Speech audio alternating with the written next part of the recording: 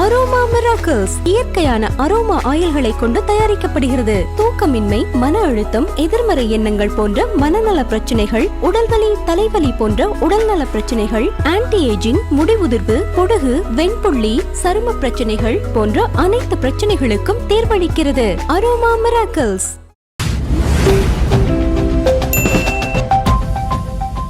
தமிழக வெற்றிக் கழகம் 3வது ஆண்டை அடியெடுத்து வைக்கிறது. ஆனால் நிறைய பேர் கீழே நிறைய கமெண்ட்ஸும் சொல்கிறாங்க, நிறைய மீம்ஸாகவும் போடுறாங்க. 2 ஆண்டுகள் இந்த கட்சி என்னெல்லாம் பண்ணியிருக்கு தமிழக அரசியலில் அப்படின்னு விஜய் அவர்கள் கால அறிக்கை கொடுத்துருக்காரு. தாவேகா வருகைக்கு அப்புறம் இந்த சூழலே மாறி இருக்கு அப்படின்னு நீங்கள் எப்படி பார்க்குறீங்க? இல்லை, அது உண்மைதான். பட் அதே நேரம் இந்த 2 ஆண்டுகளில் தாவேகா என்ன பண்ணுச்சுன்னு ஒரு கேள்வியை கேட்டால், நேரடியாக அவங்க என்ன பண்ணாங்கன்னு ஒரு கேள்வி கேட்டிங்க அப்படின்னா அதுக்கு ஒன்றும் இல்லைங்கிறது தான் பதில். அதே நேரம் தாவேகா என்கிற கட்சி வந்ததால் தமிழக அரசியலில் என்ன மாதிரியான ஒரு மாற்றம், தாக்கம் ஏற்பட்டிருக்கு அப்படின்னா அது நிச்சயமாக ஏற்பட்டிருக்கு. அதில் எந்த மாற்றமுமே இல்லை. ஆனால் இந்த கட்சி தொடங்கப்பட்டு இந்த 2 வருஷத்தில் இவங்க என்ன பண்ணாங்க, விஜய் என்ன பண்ணார் அப்படின்னு பார்த்தீங்கன்னா நீங்கள் பெருமைப்பட்டு கொள்கிற மாதிரி எதுவுமே இல்லை அப்படின்னு தான் எனக்கு தோணுது. இப்போ பாருங்கள், இந்த 3ஆம் ஆண்டு துவக்க விழா தானது, துவக்க விழா நிகழ்ச்சி அதையும் கூட பார்த்தீங்கன்னா ஒரு ப்ரைவேட் ஃபங்க்ஷன் மாதிரியே நீங்கள் உங்களுடைய தலைமை கழகத்திலே நடத்துறது இருக்குல்ல, அதுவே நீங்கள் ஒரு மக்கள்கிட்டேருந்து ஒரு மாதிரி அந்நியப்பட்டு போகிற ஒரு தோற்றத்தை ஏற்படுத்துது. அதாவது விஜய்கிட்ட இதை ஏன் யாரும் சொல்லாமல் இருக்காங்க, அல்லது விஜய்க்கு எப்படி இது தெரியாமல் இருக்குது அப்படிங்கிறதே எனக்கு புரியல. என்னென்னா விஜய் ஏதோ ஒரு காரணத்தினால் தன்னுடைய ப்ராப்பர்ட்டி இருக்கிற பனையூரில் இந்த கட்சியினுடைய தலைமை அலுவலகத்தை அவர் நடத்துகிறாரு. பனையூருங்கிறது பார்த்திங்கன்னா சென்னையிலிருந்து மிக ஒதுக்குப்புறமாக இருக்கிற ஒரு ஏரியா. அங்கே என்ன நடந்தாலுமே சென்னை வாசிகள் யாருடைய கவனத்துக்குமே வராது. புரியுதா இல்லையா? எப்பயுமே ஒரு கட்சியினுடைய தலைமை கழகம்ங்கிறது பார்த்திங்கன்னா நகரின் மையப்பகுதியில் தான் இருக்கணும். அப்போ தான் அங்கே என்ன நடந்தாலும் அந்த பகுதியை கிராஸ் பண்ணுற மக்களுடைய கவனத்துக்கு போகும். இப்போ உதாரணத்துக்கு பார்த்திங்கன்னா தலைமை கழகத்துக்கு விஜய் வர்றாரு அப்படின்னா அந்த தலைமை கழகத்தில் ஒரு பெரிய கூட்டம் கூடும். அப்போ அந்த வழியாக ஒருத்தன் போவான், அவன் தாவேக்கா காரணமே இருக்க மாட்டான்.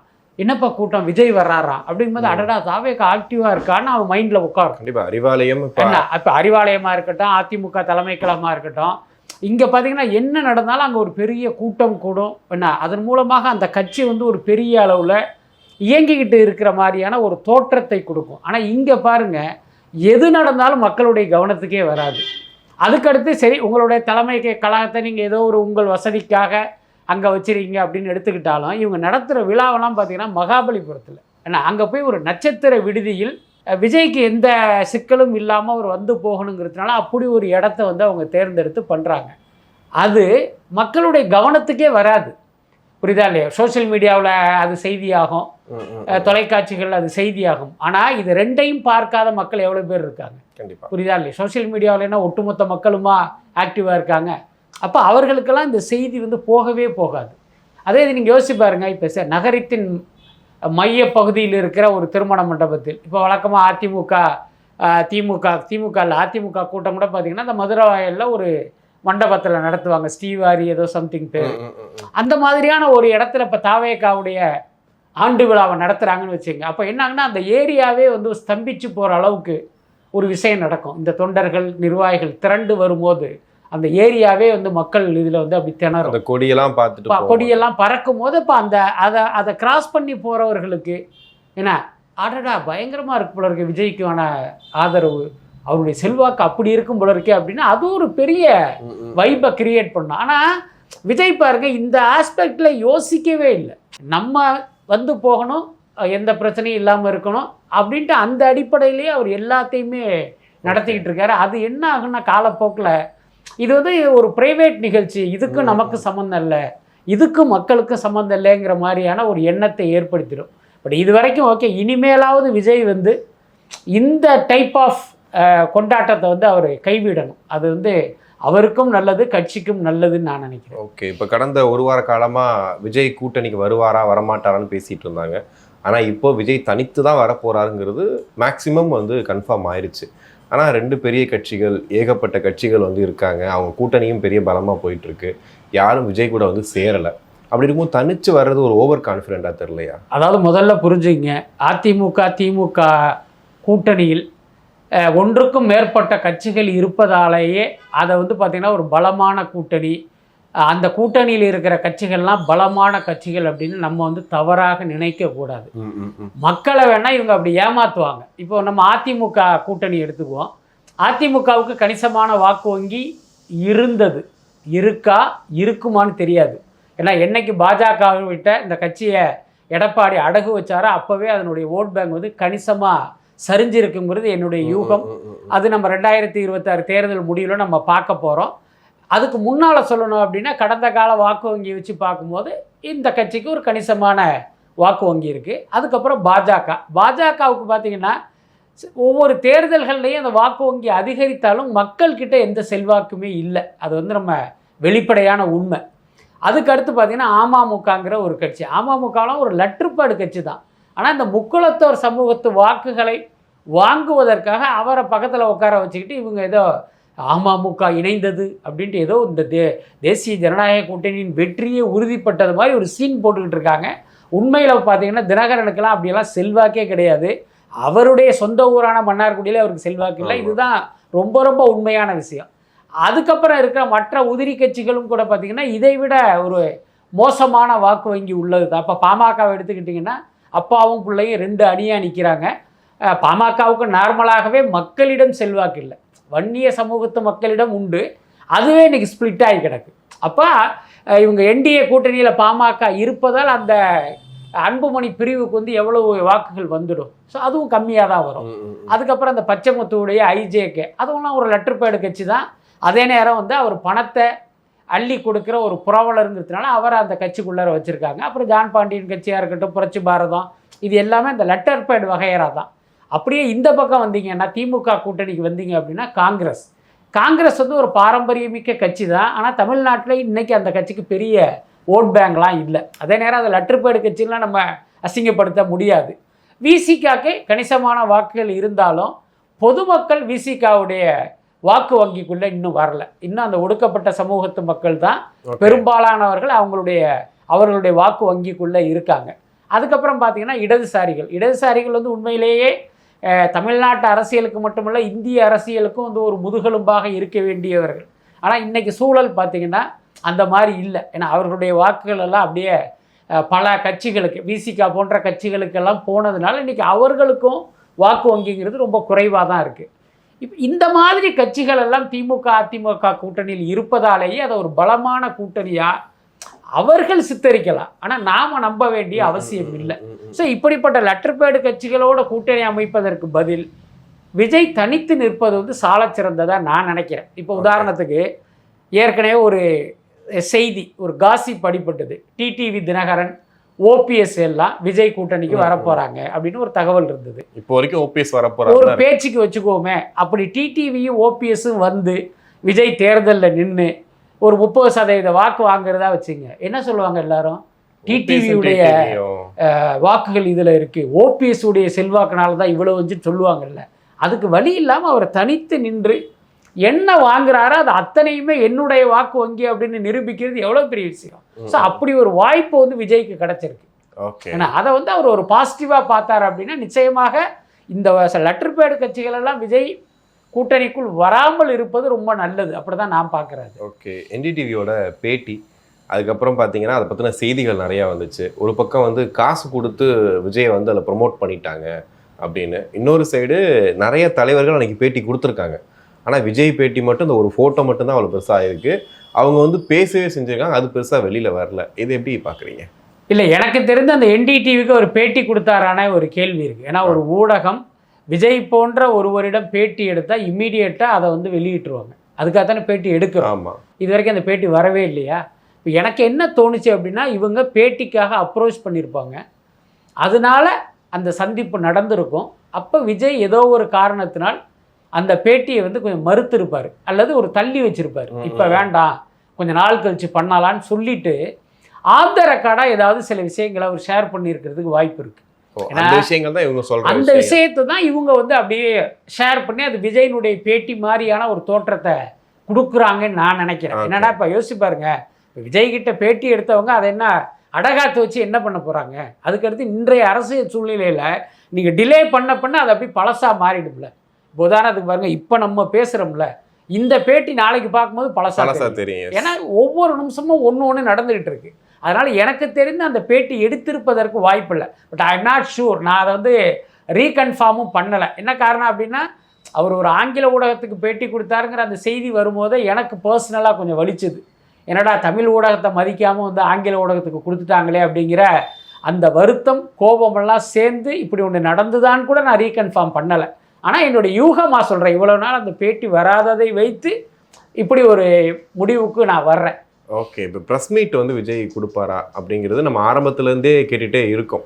தொடர்ந்து அதை பற்றின செய்திகள் இருக்குது. இப்போ கொஞ்சம் ரொம்ப புஷ் பண்ணுறாங்க. இப்போ ராஜ்மோகன் உட்பட்ட எல்லாத்தையுமே கேட்க ஆரம்பிச்சிட்டாங்க, எப்போ வந்து விஜய் ப்ரெஸ் மீட் கொடுப்பாரு அப்படின்னு. அதுவும் இந்த பேட்டி கொடுத்தாருன்னு சொன்னதுக்கு அப்புறமா நீங்கள் சொன்ன மாதிரி தமிழ் ஊடகங்களுக்கு ப்ரெஸ் மீட் கொடுக்காத ஒரு அரசியல்வாதி எப்படி வந்து அடுத்த கட்டத்துக்கு போக முடியும்? முதல்ல புரிஞ்சுங்க, நம் நாட்டினுடைய முதலமைச்சரோ அமைச்சரோ அல்லது அரசு பதவியில் இருக்கிற ஒரு அதிகாரியோ பிரதமரோ இவர்கள் பத்திரிகையாளர்களை சந்திப்பதை தவிர்த்தால் அதை விமர்சிக்கிற உரிமை ஒவ்வொரு குடிமகனுக்கும் உண்டு. எங்களுக்கு நிறைய கேள்விகள் இருக்குது உங்ககிட்ட கேட்குறதுக்கு, என்னால் கேட்க முடியாது. என் சார்பாக ஊடகம் வந்து உங்ககிட்ட அந்த கேள்வியை முன் வைக்கிறாங்க, ஏன் பயந்துக்கிட்டு ஓடுறீங்கன்னு நிச்சயமாக கேட்கலாம். இன்றைக்கி மோடியை பார்த்து அந்த கேள்வி வந்து எல்லாரும் எழுப்புறதை நம்ம பார்க்குறோம். ஆனால் ஒரு கட்சி தலைவர் ஒரு ஊடகங்களை சந்திக்கணும்னு எந்த அவசியமும் இல்லை, தேவையும் இல்லை. அவர் நினச்சா சந்திக்கலாம், அவர் தேவையில்லைன்னு நினச்சா தேவையில்லை தான். ஆனால் ஒரு 5 வருஷத்துக்கு முன்னே 10 வருஷத்துக்கு முன்னே இந்த கேள்வியை கேட்டிருந்தீங்கன்னா விஜய் வந்து கண்டிப்பாக ஊடகங்களை சந்திச்சே ஆகணும்னு நான் சொல்லியிருப்பேன். ஆனால் இன்றைக்கு வந்து காலம் மாறிடுச்சு. இன்றைக்கி வந்து சமூக ஊடகங்களுடைய காலம், எல்லார் கையிலையுமே ஊடகம் இருக்குது. இப்போ விஜய் வந்து இந்த மக்களுக்கு ஒரு விஷயத்தை சொல்லணும்னு ஆசைப்பட்டால் அவருடைய ட்விட்டரில் போட்டால் போதும், அதை உலகத்தில் இருக்கிற அத்தனை ஊடகங்களுமே அதை ரீபப்ளிஷ் பண்ணி அதை மக்கள்கிட்ட கொண்டு போய் சேர்த்துருவாங்க. அப்படி இருக்கும்போது எதுக்கு ஊடகங்களை சந்திக்கணும்? அதான் முக்கியமான கேள்வி. அதுக்கடுத்து ஊடகங்களை ஒரு அரசியல் தலைவரோ ஒரு சினிமா நடிகரோ ஏன் சந்திக்கணும்? என்னுடைய கருத்தை இவரிடம் சொன்னால் இவர் மக்கள்கிட்ட கொண்டு போவார், அதான அர்த்தம். இப்போ என்னன்னா, இவர் தேவையில்லாமலே அந்த கருத்தை என்னாலே கொண்டு போக முடியும் போது ஒரு இடைத்தரகர்களாக ஊடகங்கள் எதற்குங்கிறது தான் நம்ம கேள்வி. அந்த இது விஜய்க்கும் இருக்கும்ல. நம்மளே டைரக்டாக இன்னொன்று நம்ம பார்த்துக்கிட்டு இருக்கோம். விஜய் வந்து ஒரு ட்விட்டரில் ஒரு செய்தி போட்டால் அடுத்த நிமிஷம் எல்லாமே அது பிரேக்கிங் நியூஸாக போடுறாங்கல்ல. அப்படி இருக்கும்போது எந்த சிரமமும் இல்லாமல் நம்முடைய சமூக ஊடக பகிர்வு பதிவு உடனடியாக ஊடகங்களில் செய்தியாகுதுங்கும் போது எதுக்கு இவங்களை கூப்பிட்டு உட்கார வச்சுக்கிட்டு இவங்களை உபசரிச்சுக்கிட்டு இவங்க இரிட்டேட் பண்ணுற மாதிரி நம்மளை கேள்வி கேட்டு அந்த கோபத்தை உள்ளே அடக்கிக்கிட்டு ஈன்னு பல்ல காட்டிக்கிட்டு எதுக்கு இவங்ககிட்ட ஒரு பொய்யா நடிக்கணும்? அப்படி ஒரு விஷயமே தேவையில்லைங்கிறதுனால அதை வந்து அவர் அவாய்ட் பண்ணுறாரு. அதுக்கு அடுத்து இன்றைக்கி ஊடக லட்சணம் எப்படி இருக்குது? ஊடகவியலாளர்களும் விலை போனவர்களாக இருக்காங்க, ஊடகங்களும் பார்த்திங்கன்னா ஆளுங்கட்சிகளிடம் வந்து ஒரு அடமானம் வைக்கப்பட்ட நிலையில் தானே இன்றைக்கி இருக்குது. ஏதோ ஒரு காரணத்தினால ஒரு பக்கம் பார்த்திங்கன்னா ஒன்றிய பாஜக அரசு ஊடகங்களை விலைக்கு வாங்குது, இன்னொரு பக்கம் மாநிலத்தை ஆள்கிற திமுக வந்து பல ஊடகங்களை வந்து தங்களுடைய கட்டுப்பாட்டில் வச்சுருக்காங்க. இந்த மாதிரி விலை போன ஊடகங்கள் முன்னால் விஜய் உட்கார்ந்தாருன்னு வச்சுங்களேன், அந்த உரையாடல் வந்து ஆரோக்கியமாக நடக்குமா? எப்படி நடக்கும்? விஜய் எப்படியாவது ட்ரிகர் பண்ணி அவருக்கு ஒரு கெட்ட பேரை ஏற்படுத்தி அவரை எக்ஸ்போஸ் பண்ணி அவரை காலி பண்ணணுங்கிற ஒரு மோட்டிவில் தானே அந்த ப்ரெஸ் மீட்டுக்கே இவங்க வருவாங்க. அதுக்கு எதுக்கு அவர் இடம் கொடுக்கணும்? அதனால் அது அவசியம் இல்லை. இந்த விமர்சனத்தை வைப்பவர்கள் வந்து இந்த ஆங்கிளில் யோசித்தாங்க அப்படின்னா ஊடகங்களே அவர் சந்திக்காததுன்னு ஒரு பெரிய தேச துரோக குற்றமெல்லாம் இல்லைங்கிறது புரியும். ஓகே, இப்போ இந்த என்டிடிவி பேட்டின்னு சொல்லப்படுற அந்த விஷயத்தில் கூட கரூர் சம்பவத்தை பற்றியும் ஜனநாயகனை பற்றியும் வந்துட்டு சில விஷயங்கள் சொல்லியிருக்காரு. அது போக அமைதியாக இருக்கிறத வந்து பலவீனமாக பார்க்குறாங்க, ஆனால் எனக்கு ரொம்ப பலம் அப்படின்னு சொல்கிறாரு. நீங்கள் ரொம்ப காலமாக விஜய் அவர்களை பக்கத்துலேருந்து பார்த்துட்ருக்கீங்க, விஜய் அமைதியை எப்படி பார்க்குறீங்க? இல்லை, விஜய் வந்து அமைதி என்பதை தாண்டி பார்த்தீங்கன்னா அவர் ஒரு மென்மையான கேரக்டர். அதாவது ரஜினி பற்றி வந்து ஒரு கருத்து இருக்குது, அது எனக்கே அந்த அனுபவம்லாம் உண்டு. ரஜினி ஷூட்டிங்கில் போய் பார்த்தீங்க அப்படின்னா அப்படி கண்ணை மூடிட்டு அப்படியே உட்காந்தே இருப்பார். அந்த சுற்றி என்ன நடக்குதுங்கிறதெல்லாம் அவருக்கு தெரியவே தெரியாது. அவர் வேறொரு உலகத்தில் இருப்பார், இப்படியே இருப்பார். டக்குன்னு ஷார்ட் ரெடின்னு சொன்னான்னு பார்த்தீங்கன்னா டப்புன்னு துள்ளி குதிப்பார். கேமரா முன்னால் போய் பார்த்தீங்கன்னா வேறொருத்தராக இருப்பார். ஓகே, நான்லாம் வந்து அப்படி மிரண்டுட்டேன், எப்படி ஒரு மனிதனால் இப்படி இருக்க முடியும்? இந்த ரெண்டையுமே நீங்கள் பார்க்கும்போது இவர் தான் அவரா அவர் தான் இவரான்னு நமக்கே ஒரு டவுட் வரும்.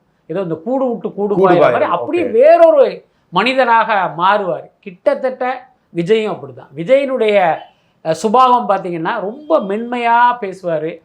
நம்ம 100 வார்த்தை பேசுனா அவர் 1 வார்த்தை தான் பேசுவார். ஆனால் சினிமாவில் பார்க்குற விஜய்ங்கிறவர் வேற, அவருடைய அலப்பறையாக இருக்கட்டும், ஆட்டம் பாட்டம் கொண்டாட்டம்லாம் வேறையாக இருக்கும். இப்போ நான் முதல்ல ரஜினி குறித்து சொன்ன அத்தனையுமே விஜய்க்கும் பொருந்தும். அப்படி ஒரு கேரக்டர் இவர். இன்னும் சொல்ல போனால் இவர் அரசியலுக்கு வரும்போதே நான் ஆஃப் த ரெக்கார்டாகவும் சொல்லியிருக்கேன், நேர்காணல்லையும் சொல்லியிருக்கேன், விஜய்க்கு வந்து அரசியல் சூட் ஆகாது, இவருடைய கேரக்டர் இப்படி அப்படிலாம் நான் சொல்லியிருக்கேன். பட் அதையும் தாண்டி அவர் வந்துட்டார். அதே நேரம் தன்னுடைய இயல்பை அரசியலுக்கு வந்ததால் அவர் முற்றிலுமாக மாற்றிக்கொள்ளலை. புரியுதாலே? பல நேரங்களில் அமைதியாக இருப்பது எல்லாமே அவருடைய இயல்பு தான். அரசியலுக்கு வந்ததுனால நம்ம இயல்பை மாற்றி இந்த இடத்துல நம்ம நடிக்கணும் அப்படின்னு அவருக்கு தோணலை.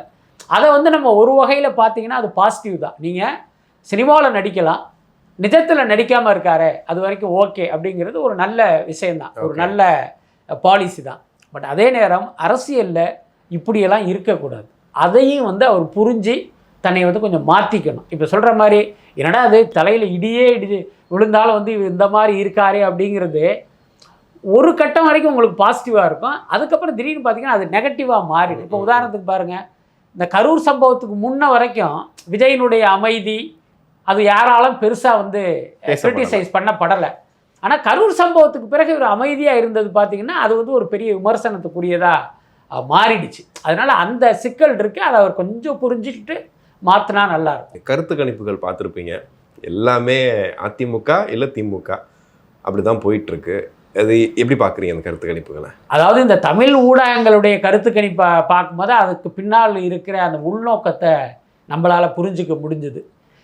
எப்படின்னா இது இங்கேயும் பார்த்தீங்கன்னா அந்த சாதி மேலோங்கி நிற்கிறத தான் பார்த்தேன். இப்போ ஒரு தொலைக்காட்சி ஊடகம் ஒரு கருத்து கணிப்பு போடுது, நமக்கு தெரியும் நாம் தமிழர் கட்சி இந்த தரம் பார்த்திங்கன்னா மிக மோசமான சரிவையும் தோல்வியையும் சந்திக்க போகுது. அவங்களுக்கு 2% வாக்கு சதவீதம் வந்தாலே அதிகம்தான்.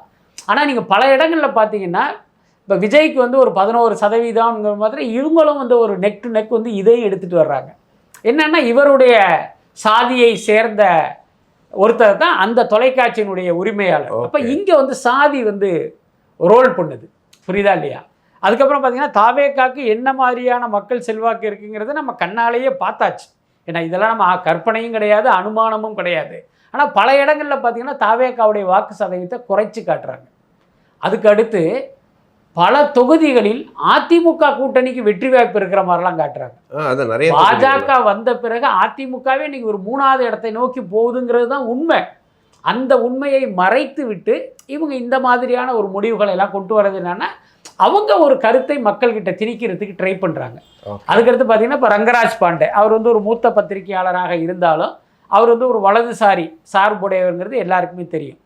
அவர் இன்னைக்கு எப்படி ஒரு பிரச்சாரத்தை முன்வைக்கிறார் அப்படின்னா விஜய் இந்த தேர்தலில் போட்டியிடாமல் ஒதுங்கி நின்னா அவருக்கு கௌரவம். எப்படி இவர் வந்து இந்த தேர்தலில் போட்டியிட்டு அதிகாரத்தை கைப்பற்றணும்னா சினிமாவே தூக்கி போட்டு வந்திருக்காரு, அவருக்கு இவர் வந்து அட்வைஸ் கொடுக்குறாரு. இல்லை பிரசாந்த் கிஷோர் மாதிரி பண்ணணும்னு சொல்கிறாரு. அதோட அர்த்தம் என்ன?